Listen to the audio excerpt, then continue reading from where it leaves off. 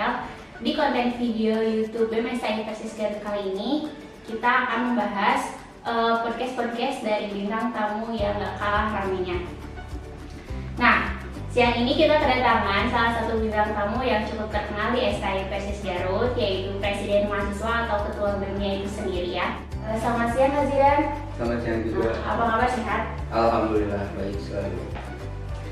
Nah, sebelumnya teman-teman di sini belum pada tahu kan Kak Zidan itu namanya Zidan apa, terus tanggal lahirnya tanggal berapa, dan tinggalnya juga di mana. Kira-kira bisa disampaikan nggak nama dan tanggal lahir dan juga alamatnya Kak? Boleh. Selamat siang kawan-kawan semuanya. Nama saya Zidan Habibur Rahman. Saya tanggal lahirnya itu 9 Mei 2000.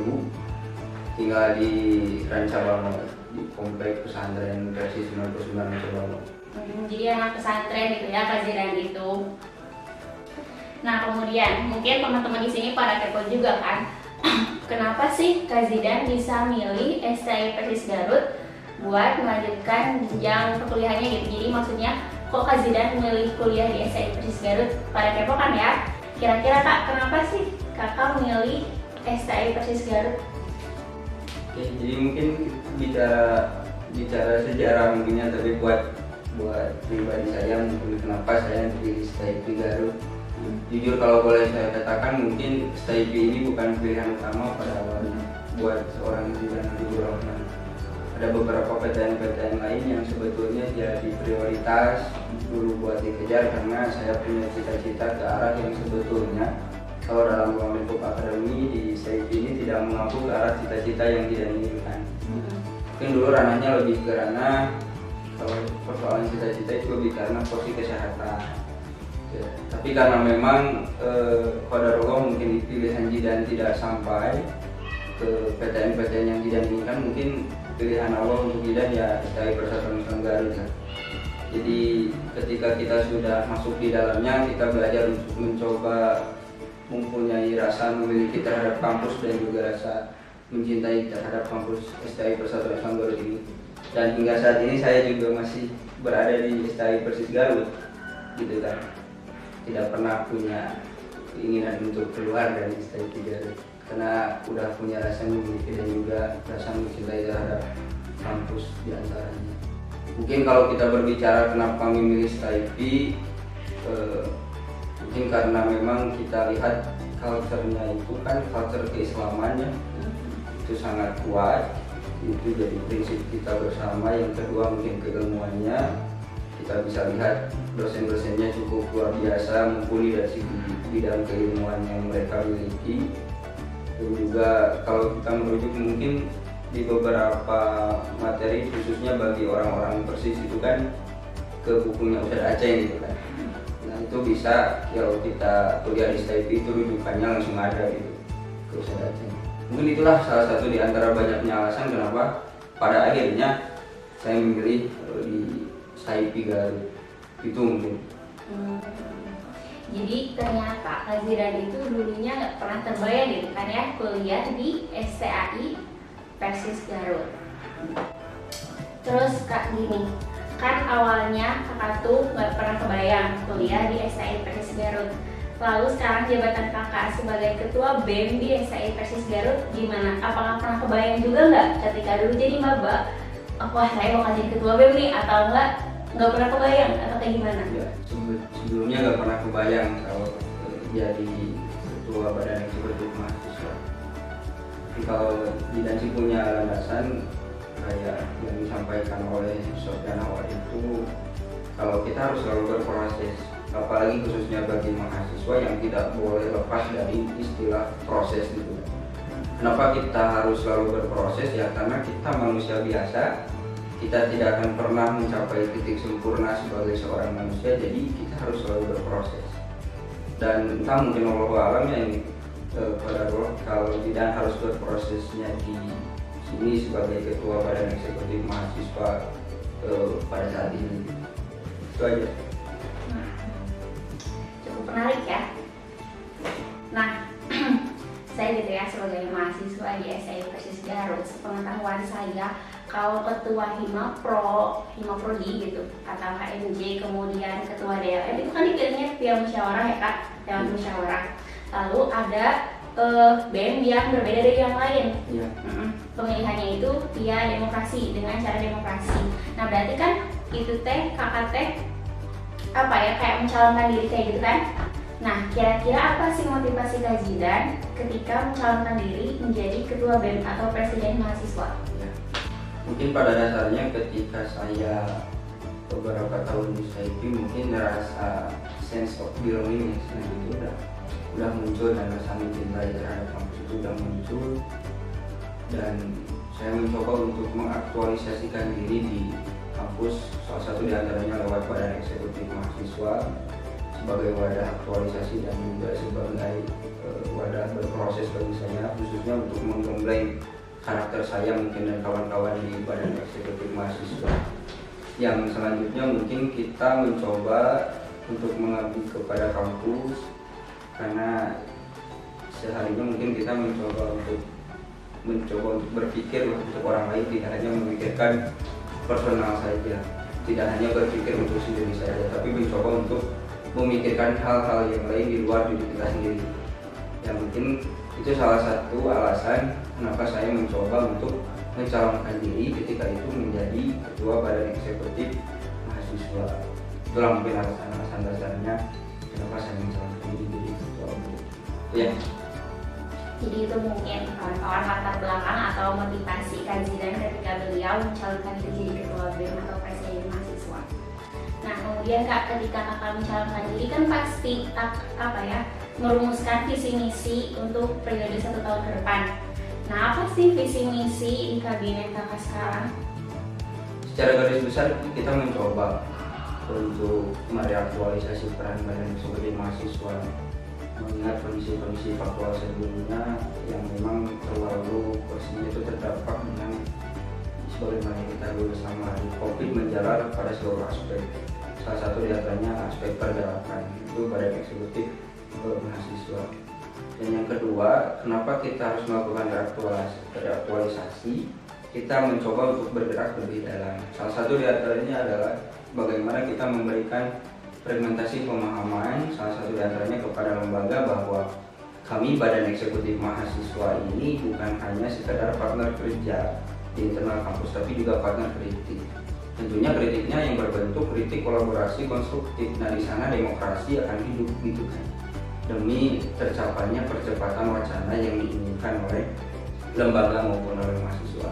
Itu mungkin kita juga punya tagline percepatan wacana yang mudah-mudahan akan selalu tersampaikan dan terselesaikan apa-apa yang sudah jadi cita-cita kita bersama.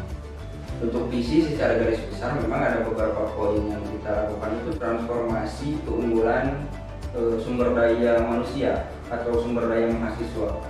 Terbilang memang per hari ini mahasiswa semakin banyak, mahasiswa semakin bertambah kuantitasnya, tapi kita juga perlu ingat bahwa tidak hanya memikirkan porsi kuantitas, tapi kita juga memikirkan bagaimana kuantitas itu dibarengi dengan kualitas mahasiswa. Jadi transformasi yang saya maksud adalah bagaimana sense kita, titik fokus kita itu ke arah kualitas, gitu ya. Jadi kuantitas disertai dengan kualitas. Yang kedua mungkin jangan tahan daripada optimalisasi unit-unit yang hadir. Kawan-kawan dari unit juga sudah menghadirkan beberapa cabang peruntukan sesuai dengan minat bakat daripada mahasiswa itu sendiri. Dan selanjutnya mungkin seperti yang tadi saya katakan, kita membentuk kolaborasi konstruktif dan juga kritik konstruktif kepada seluruh aspek. Dan kita juga menawarkan sebetulnya kepada seluruh mahasiswa, apapun keluhan dan lain sebagainya bisa disampaikan selagi itu masih bisa dilaksanakan oleh kita sebagai Badan Eksekutif Mahasiswa. Jadi itu bagus ketika ada masukan-masukan dan saran yang masuk. Begitupun dengan pihak lembaga. Itulah mungkin secara gambaran besar, secara visi dan juga misi yang saya akumulasikan jadi satu fragmentasi pemahaman yang harusnya bisa disampaikan kepada seluruh mahasiswa. Itu mungkin. Nggak aneh ya, Kak Zidan bisa terpilih jadi presiden mahasiswa atau ketua BEM. Tadi mendengar dari visi misi yang beliau bawa itu sangat hebat gitu ya. Kemudian dari kakak menjabat itu dari bulan Maret ya kak kalau nggak salah, akhir Maret kan. Sampai sekarang mungkin ada setengah atau sampai 3/4 masa jabatan. Kira-kira kesan kakak selama menjabat sebagai presiden mahasiswa atau ketua BEM itu gimana sih? Selama mungkin setengah, yang kalau di kepengurusan periode kali ini mungkin setengah, tapi saya rasa 3/4 karena memang masa jabatan yang tidak sama dengan biasanya, ada pengurangan masa jabatan karena terdampak dari akibat efek dari COVID itu sendiri. Jadi kita mencoba untuk mengembalikan lagi kepada siklus yang kalau kita bicara tentang organisasi di dalam kampus, siklus itu biasanya terpatok pada sisi perkuliahan. Pada secara logika di kampus tidak akan ada organisasi karena kalau tidak ada perkuliahan, maka itu harus di dua hal yang akan selalu terikat. Kalau kesan sih banyak sebetulnya selama 3/4 menjabat di BEM. Kesan-kesan saya sih lebih kepada bagaimana kesan untuk personal dan juga kesan untuk semua kawan-kawan yang ada di Badan Eksekutif Mahasiswa. Kita mencoba untuk menjaga itu yang paling sulit sebetulnya. Giroh yang biasanya dimiliki itu secara fluktuatif, dia itu naik turun, dan kita tetap menjaga semangat. Dan semangat ini harus tetap ditularkan kepada kawan-kawan yang lain. Itu sesama kastil di Badan Eksekutif Mahasiswa maupun yang spektrumnya lebih luas, mungkin ke kawan-kawan makro, ke kawan-kawan ekonomi. Itu kesan yang paling menenang gitu selama jadi kepengurusan adalah bagaimana kita menjaga semangat atau giroh dalam berorganisasi di Badan Eksekutif Mahasiswa. Kesan selanjutnya mungkin banyak, kita melihat kondisi faktual itu banyak tantangan-tantangan yang hadir di kampus, entah itu tantangan dengan lembaga, tantangan dengan internal BEM itu sendiri, dengan mahasiswa secara umum maupun dengan pihak-pihak luar dan lain sebagainya. Kalau sebutkan semuanya sih mungkin terlalu banyak kan kesan-kesan, tapi beberapa hal yang akan berkesan itu salah satu ya. Itu. Nah kemudian kak, kalau yang barusan itu kesannya gitu ya, kan pasti dalam setiap periode atau setiap jabatan itu pasti bakal ada rintangan tersendiri kan ya. Nah kira-kira rintangan yang kakak hadapi di periode sekarang itu apa aja sih? Setiap zaman ada orangnya, setiap orang ada zamannya, setiap pemimpin itu ada tantangannya. Tantangan yang paling berat kalau kita melihat historis ataupun sejarah waktu ke belakang, memang dari kepengurusan sebelumnya itu kan porsinya memang kita coba untuk keluar dari fase diberi gitu kan, karena imbas pandemi dan lain sebagainya.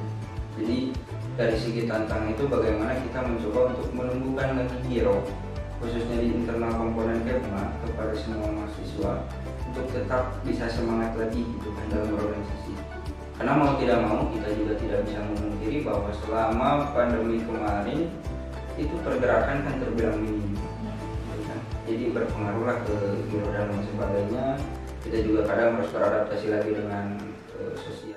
Nah mungkin dari beberapa pertanyaan barusan itu bisa dikasih judul apa ya, kehidupan Kazidan di kampus gitu ya. Nah mungkin teman-teman di sini pada kepo juga kan, kehidupan Kazidan di luar kampus atau kesibukan Kazidan di luar kampus tuh ngapain aja sih? Nah kak, kira-kira kesibukan kakak di luar kampus itu ngapain aja? Kalau kesibukan sih sebenarnya nggak sibuk-sibuk amat ya. Bahkan kalau dilihat dari intensitas kesibukan karena apapun itu biasa-biasa aja sih, kayak orang-orang biasa. Ada agenda jalan, nggak ada agenda diem aja mungkin di rumah atau di mana, di masjid biasanya sama kawan-kawan di anggrek ya, atau gimana itu mah enak-enaknya kita kayak nongkrong dan lain sebagainya.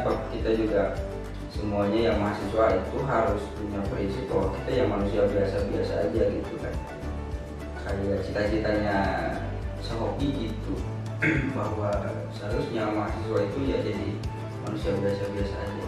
Kalau berbicara tentang sibuk apa sih, kesibukannya apa, nggak ada sih sebetulnya. Mungkin ya malam biasa tidur terus bangun, terus sore ada ngajar mungkin ya, itu pun nggak tiap hari. Terus itu biasa, nggak ada kesibukan yang spesial gitu kalau dalam bercerita saya sehari-hari.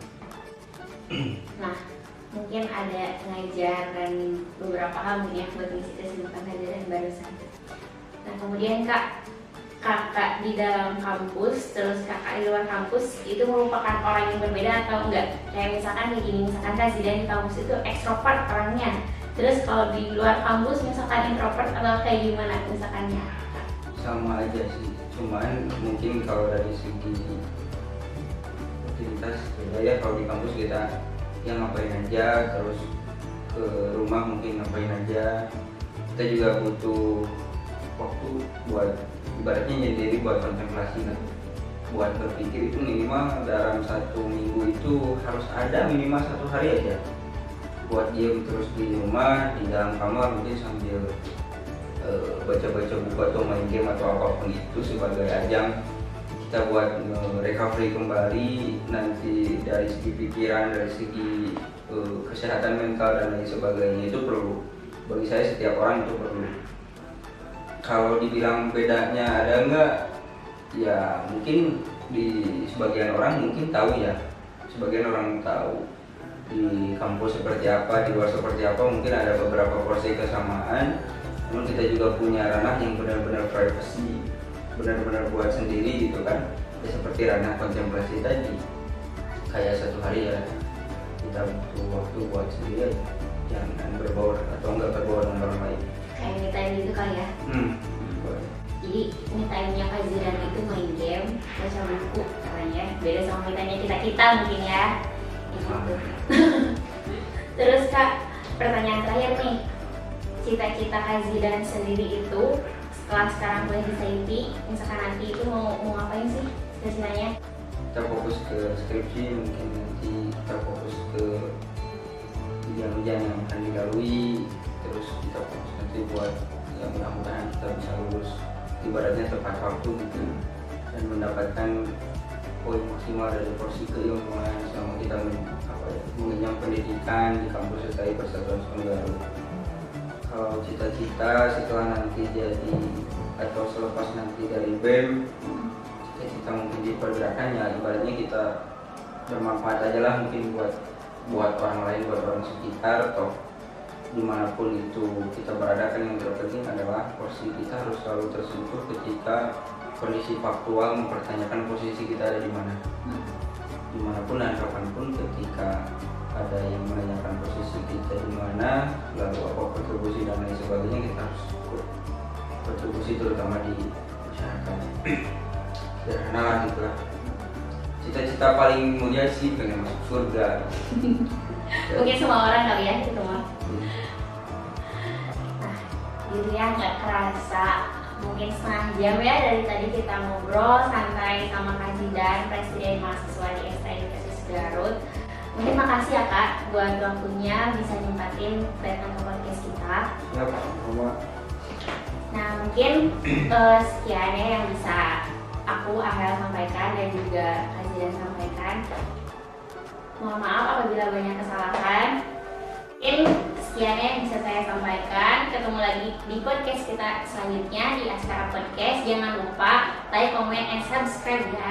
Dadah.